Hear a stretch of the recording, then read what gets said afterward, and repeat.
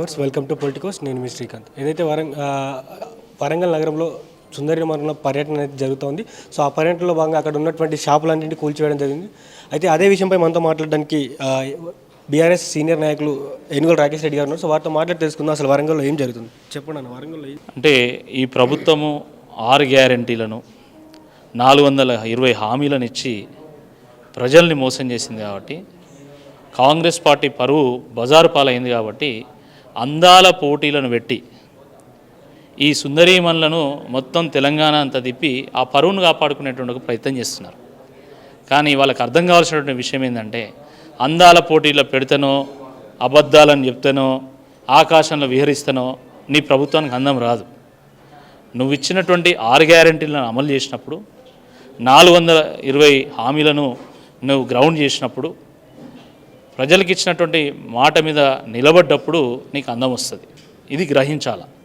లేకపోతే ఈరోజు ఒకవైపు అప్పు పుడతలేదంటాడు, ఇంకోవైపు 200 కోట్ల రూపాయలు ఖర్చు పెట్టి ఈరోజు అందాల పోటీలు నిర్వహిస్తారు. ఏం ఉద్ధరించడానికి అడుగుతున్నా.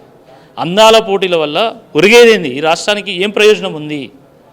ఆ రోజు ఫార్ములా ఈ రేస్ తీసుకొచ్చి ఇక్కడ ఎలక్ట్రిక్ కంపెనీస్ తీసుకురావాలి, ఎలక్ట్రిక్ వెహికల్ సంబంధించినటువంటి కంపెనీస్ తీసుకురావాలి, ఒక ఎకోసిస్టమ్ బిల్డ్ చేయాలి, ఉపాధిని క్రియేట్ చేయాలి, ఉద్యోగాలను క్రియేట్ చేయాలని కేటీఆర్ గారు ప్రయత్నం చేసి వారు 50 కోట్లు ఖర్చు పెడితే 700 కోట్ల రూపాయలు బిజినెస్ తీసుకొస్తే మీరు దాన్ని రద్దు చేసి ఇప్పుడు అందాల పోటీలు పెట్టాను. ఈ ఫార్ములా ఈ రేస్లో ₹1 పెడితే 100 రూపాయల లాభం జరిగింది. కానీ అందాల పోటీలో మీరు 100 రూపాయలు ఖర్చు పెడితే 10 రూపాయల లాభం జరిగేటువంటి పరిస్థితి కూడా లేదు. మరి దేనికోసం పెడుతున్నారు?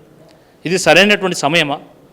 ఒకవైపు యుద్ధ వాతావరణం ఉంది, మొత్తము మనకి ఎయిర్ స్పేస్ని రద్దు చేస్తున్నారు, ఫ్లైట్స్ని క్యాన్సిల్ చేస్తూ ఉన్నారు, ఐపీఎల్ని పోస్ట్పోన్ చేసిండ్రు, Hyderabad is on high alert. కేంద్ర ప్రభుత్వం ఎప్పటికప్పుడు సందేశాలు పంపుతున్నది, హైదరాబాద్ ఈజ్ హై అలర్ట్ అని. మరి ఇటువంటి సమయంలో అందాల పోటీలు అవసరమా? ఒకవైపు అందాల పోటీలు జరుగుతుండే, పోలీసులు వాళ్ళకి సెక్యూరిటీ ఇవ్వాలన్నా లేకపోతే హైదరాబాద్ సెక్యూరిటీ ఇవ్వాలన్నా? ప్రజలు ఎక్కడైనా పోనీయా? రాష్ట్రం ఎక్కడైనా పోనీయా? ధాన్యం కొనుగోలు చేయక ఈరోజు రైతులు తీవ్రంగా నష్టపోతున్నారు, కళ్ళాల కాడ కన్నీళ్ళు పెడుతున్నారు, కలత ఎంతుతున్నారు. మరి ఇలాంటప్పుడు మీరు అది ప్రయారిటీ అవుతుందా, ఇది ప్రయారిటీ అవుతుందా? సమాధానం చెప్పాల్సిందే ఈ సందర్భంగా నేను కోరుతా ఉన్నాను.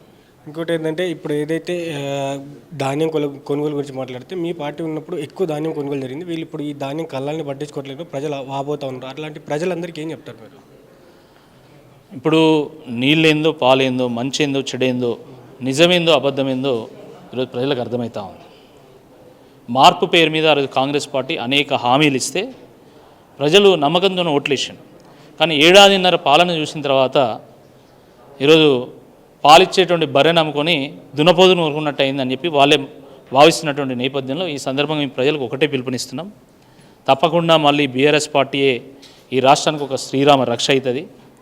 మీరు బీఆర్ఎస్ పార్టీ పక్షాన నిలవండి, మా వెంట ఉండండి. తప్పకుండా మేము మీ పక్షాన పోరాటం చేస్తాం. మీరు హెచ్సియు విషయం కానీ, హైడ్రా విషయం కానీ, లగ్చర్ల విషయం కానీ, మూసీ విషయం కానీ, ఫ్యూచర్ సిటీ విషయం కానీ, లేదా ఈరోజు వరంగల్లో జరుగుతున్నటువంటి కూల్చివేతల విషయంలో కానీ కాంగ్రెస్ పార్టీ ఈ రాష్ట్రంలో ఉన్నటువంటి పేద ప్రజల మీద, రాష్ట్రం మీద చేస్తున్నటువంటి దాడిని ఒక S-400 మిజైల్ లాగా కేటీఆర్ గారు దాన్ని అడ్డుకొని ఈ రాష్ట్ర భవిష్యత్తును, పేద ప్రజల భవిష్యత్తును కాపాడేటువంటి ఒక ప్రయత్నం చేస్తున్నారు. కాబట్టి వారికి అండగా నిలవాల్సినటువంటి అవసరం ఉంది. గత కొంతసేపటి క్రితమే ఒక స్టేట్మెంట్ చూడడం జరిగింది. బీజేపీ నాయకులు ఎవరైతే బీజేపీకి సంబంధించిన నాయకులు వాళ్ళు చెప్తా ఉన్నారు, మీరు బీఆర్ఎస్ పార్టీని కాంగ్రెస్లో విలీనం చేయబోతా ఉన్నారని చెప్తా ఉన్నారు. దీనికి సమాధానం చెప్పాల్సినటువంటి అవసరం లేదు. బీఆర్ఎస్ పార్టీ గత సంవత్సరాల కాలంగా చేస్తున్నటువంటి పోరాటమే ఒక సమాధానం కదా.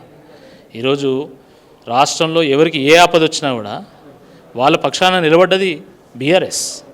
అలాంటప్పుడు బీఆర్ఎస్ కాంగ్రెస్ పార్టీలో విలీనం అవ్వడం అనేది అది ఊహకు అతీతమైనటువంటిది, అసలు ఊహాజనితమైనటువంటిది. అసలు దానికి సమాధానం చెప్పాల్సినటువంటి అవసరం కూడా లేదు. Thank you. ఏదైతే రజతోత్సవ సభలో కేటీఆర్ గారి గురించి కేసీఆర్ గారు చెప్పడం కానీ, మరియు నిన్నటి హరీష్ రావు ప్రెస్ మీట్ ద్వారా కానీ తెలుసుకోవచ్చు. ఇప్పుడు అంటే ఈ బీఆర్ఎస్ పార్టీకి ఫ్యూచర్లో అంటే కేటీఆర్ గారే నాయకత్వం వహిస్తున్నారు అనుకోవచ్చా? కేటీఆర్ గారు ఆల్రెడీ వర్కింగ్ ప్రెసిడెంట్ పార్టీకి, వారు ఆల్రెడీ నాయకత్వం వహిస్తున్నారు. కాబట్టి పూర్తి స్థాయిలో ఎవరు నాయకత్వం వహించాలనేది కేసీఆర్ గారు డిసైడ్ చేస్తారు, పార్టీ డిసైడ్ చేస్తుంది. పార్టీ ఎవరిని డిసైడ్ చేసినా కూడా వాళ్ళ నాయకత్వంలో పార్టీ పనిచేస్తుంది. బీఆర్ఎస్ పార్టీ అనేది ఒక కుటుంబ పెద్దగా కేసీఆర్ గారు ఏ ఆదేశం ఇస్తే ఆ ఆదేశాన్ని తూచా తప్పకుండా పార్టీ కార్యకర్తలు పాటిస్తారు. వరంగల్లో చాలామంది ఆ చిరు వ్యాపారులు ఎవరైతే ఉన్నారో వారు బాధపడుతూ ఉన్నారు. ఈరోజు ఉదయం నుంచి వాళ్ళ షాపులన్నీ పోవడం జరిగింది వితౌట్ ఎనీ ఇంటిమేషన్. సో ఆ షాపులో ఉన్నటువంటి చిరు వ్యాపారులు కానీ మీరు ఎలాంటి సందేశం ఇస్తారు? నిజంగా ప్రభుత్వ స్థలంలో కానీ లేదా ఫుట్పాత్ల మీద కానీ రోడ్ల మీద కానీ ఏమైనా పర్మనెంట్ స్ట్రక్చర్స్ క్రియేట్ చేస్తే మీరు వాళ్ళతో మాట్లాడండి, చిరు వ్యాపారులతో మాట్లాడండి, వాళ్ళ బాధ ఏందో తెలుసుకోండి, వాళ్ళని సముదాయించండి, వాళ్ళకి ప్రత్యామ్నాయ మార్గాలు చూపెట్టండి, వాళ్ళకు మార్కెట్ క్రియేట్ చేయండి, వెండింగ్ జోన్స్ క్రియేట్ చేయండి, లేదా మీరే స్టాల్స్ కట్టి లీజ్కి ఇవ్వండి, ఇంకేదైనా ఉపాయం చేయండి. అంతేగాని ఉన్న బలంగా ఎట్లా ఊలగొడతారని అడుగుతున్నా. ఉన్న బలంగా వాళ్ళు సామాన్లు సర్దుకునేటువంటి సమయం కూడా వాళ్ళకి ఇవ్వకుండా మీరు ఎట్లా ఊలగొడతారు? ప్రభుత్వం అంటే కేవలం బుల్డోజర్ వేసుకొని పోయి గులగొట్టుడేనా? ఇక ప్రభుత్వం అంటే కేవలం విధ్వంసం సృష్టించడమేనా, కూల్చివేతలేనా? ఈ రాష్ట్రంలో కట్టడాల కంటే కూల్చివేతలు ఎక్కువైపోయినాయి రేవంత్ రెడ్డి గారు వచ్చిన దగ్గర నుంచి. నీసుముచ్చోడు కోను కోయడానికి ఎట్లయితే కారణాలు వెతుక్కుంటాడో రేవంత్ రెడ్డి గారు కూడా ప్రజల్ని రోడ్డు మీద పడేయడానికి, వాళ్ళ చేత కన్నీళ్లు పెట్టించడానికి కారణాలు వెతుక్కుంటాడు. ఏదో కారణం చేత ప్రజల మీద దాడి చేయడం, వాళ్ళతో కన్నీళ్లు పెట్టించడం ఇది అలవాటు అయిపోయింది. హైడ్రాలో చూసినాం, మూసీలో చూసినాం, లగ్చర్లో చూసినాం, ఫ్యూచర్ సిటీల విషయంలో చూసినాం. ఎక్కడ చూసినా ప్రజల్ని ఏడిపించడమే ఆయన పని అయిపోయింది. ఇది చాలా దుర్మార్గం. ఇది రేవంత్ రెడ్డి గారి ప్రభుత్వ వ్యవహారం ఎట్లున్నదంటే అందంగా కనబడడానికి కనుబొమ్మలు గీకించుకున్నట్టున్నది. అందంగా కనబడడానికి మన ప్రజల ఇల్లు మనం కూలుస్తామా అండి? మన ప్రజల వ్యాపారం మనం కొల్లగొడతామా? ఏమైనా అర్థం ఉందా? ఇది ప్రజాప్రభుత్వమా? ఏం ప్రభుత్వం ఇది? తెల్లారులేస్తే ప్రజాపాలన అంటారు. అలాంటిది అందగత్తెలను తీసుకురావడానికి, మన నగరాన్ని అందంగా చూపెట్టడానికి ప్రజల భవిష్యత్తును నాశనం చేస్తారా? వాళ్ళ కన్నీరును అత్తర్లా చేసి వాళ్ళ మీద అందగత్తెల మీద కొట్టి వాళ్ళ ఆర్తనాదాలను సన్నాయిలాగా మోగిస్తే అది అందం వస్తుంది దానికి? ఎంత మాత్రం సమంజసం కాదు ఇది. ఇది సమంజసం కాదు. దేశం అంటే మట్టి కాదు, ఈ దేశం అంటే మనుషులు అని గురజాడ అప్పారావు గారు అన్నారు. దాని అర్థం ఏందో ఒకసారి కాంగ్రెస్ పార్టీ నాయకులు అర్థం చేసుకోవాలి. దేశం అంటే కేవలం మట్టి, దేశం అంటే బిల్డింగ్లు కాదండి, మనుషుల యొక్క సెంటిమెంట్స్. ఆ సెంటిమెంట్స్ని మీరు దెబ్బతీసేటువంటి ఒక ప్రయత్నం చేస్తున్నారు. తప్పకుండా మీ ప్రభుత్వాన్ని వాళ్ళే దెబ్బతీస్తారు, గుర్తుపెట్టుకోవాలి. Please subscribe to the channel and download the Politicos app from the links in the description.